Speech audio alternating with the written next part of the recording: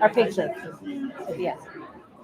Hey, Melissa. Hey, Amy. So we have a guest who was with us last year, and now you get to see what she looks like if you watch it on YouTube. Yes. So go ahead and introduce yourself. My name is Priscilla Gresens. I am president of International Dyslexic Association Wisconsin branch, and I'm also the owner of Arnold's Reading Academy. Yes, and this is like our 1 year anniversary of knowing you. Exactly. We met you last year, and you were such a joy to speak with. You had so much passion. You also had shared with us your story. So, can you remind our guests about your story? My story is, first of all, I was a struggling reader growing up, and I had a wonderful mother who advocated for me without knowing what was going on, because in Wisconsin we don't know what's going on. Still? Still, Oh, I'm no. working on it, but it's still that way. Yes, you're doing a good job. And but when my brother was diagnosed with dyslexia, there still was no resources, or at least that we knew of. There were there, but nobody knows where to find them. So we put him in therapy, and then we got him into tutoring with a wonderful, wonderful guy named Al Arnold, who has sadly passed on. But he left me the clinic because I have the same passion he had, and I love learning to help children. That was my calling in life, is to help children. So that when you help children, are you doing dyslexia therapy with them? Like, what are you doing specifically? I do tutoring, online tutoring. I am teaching them to read, but my most important, and I think the most important thing anybody can do, is give children self-confidence. They 100%. are so lacking it after years of school where they feel stupid and they are getting lower marks than their peers, that it kind of wears on them. And so when I show them, yes, you are smart, you have talents, I can build their self confidence, and then they can see, okay, English is crazy. Yes, that is rule number one. Rule number two is don't pick on Miss Chris's drawings because I can't draw. Oh. But that, yes, they can do it once we figure it out. And you have to figure out just what hits them. And each child can learn to read with structured literacy, of course, and the other like Orton Gillingham and Ravo and other programs, but they need to be open to learning first. And you have to open the door, find their strengths and what they're interested in, and then you can do the OG, the Ravo, the UFly, all of those programs. But you have to open them up for it. Yeah, build that confidence, build their relationship, build the relationship with them so they can trust you. And the English language. Yeah, Because the English language has failed them for years. it's really sad to think about how many kids feel that stress. I mean, I've had students that, going to school is almost like a trauma experience. Oh, For it them. is. It is extremely. And I'm in school right now myself. Oh. I'm going to get my PhD in educational psychology so I can be that full dyslexia therapist that these kids need. And That's what I was going to ask about the tiger. this is Arnold.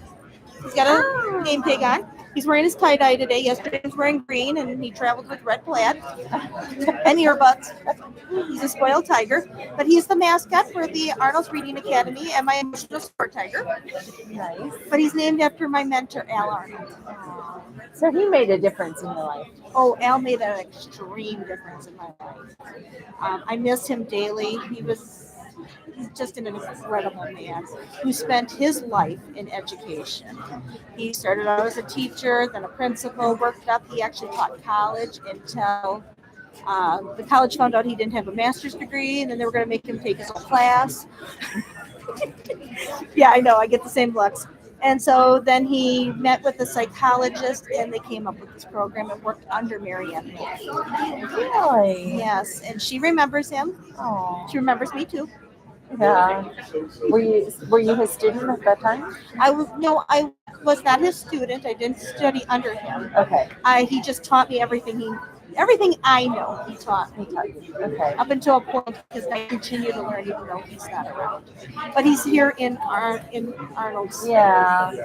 So I'm going to ask you, thinking about your son working with the kids that you work with, what is your favorite success story?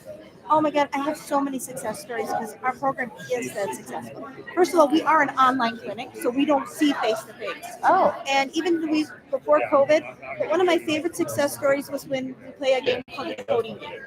We take a word from their book where they're reading.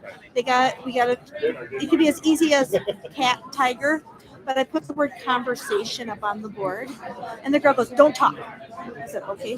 She grabs the control of the screen, breaks it into con, verse, and shun. And she goes, "Shun, act up, con, with. Verse must mean talking, because conversations are when you talk with somebody." So that is one of my success stories. Plus the fact that when the world shut down in 2020, my kids were used to being on the computer.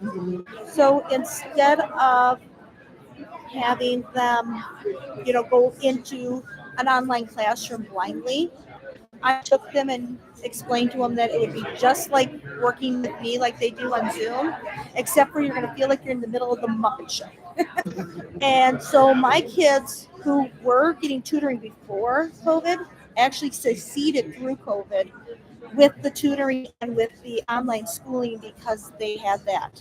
We are not virtual. I keep telling everybody we're not virtual because I hate that term because it got a bad connotation, but we are an online clinic. So if you had, thinking about our dyslexic population, if you had one thing to give to your dyslexic population that you wish that they understood, what would that be? They are smart. They are so incredibly intelligent. And don't let the status quo of the square peg, square hole discourage you. You are meant to stand out and you are meant to show your talents. You have talents unlike anybody else inside that square hole. And as president of the Wisconsin chapter, what are you hoping to bring? That's what I was just going to ask, Jamie. Bring background what? I had some coffee. What changes are you hoping to bring about? Oh, I want to make sure everybody in Wisconsin knows dyslexia is real. I keep trying to bring that up because we live in a state where we are making inlays, but our reading association for the state that all the teachers belong to and our government does not believe in dyslexia. Wow. And I want them to see it's real. We had a rally right before COVID hit where a whole bunch of dyslexia kids had signs that said, "This is what dyslexia looks like," and marched the Capitol. Good. I want to do that again with them eventually here. But I want everybody in the state of Wisconsin to know dyslexia is real. It's not a death sentence. It's actually a superpower. Not a gift, a superpower. Very good. We're so excited you were able to join us again. This is so nice. I love doing this with you It guys. is so fun. It's like hanging out with my two best friends. Aww, that's so sweet. That is so sweet. Okay, guys. So until next time, we'll talk to you later. Bye. See you next year, Priscilla. See you next year. There you go. Vegas. Nuh-uh. Yeah.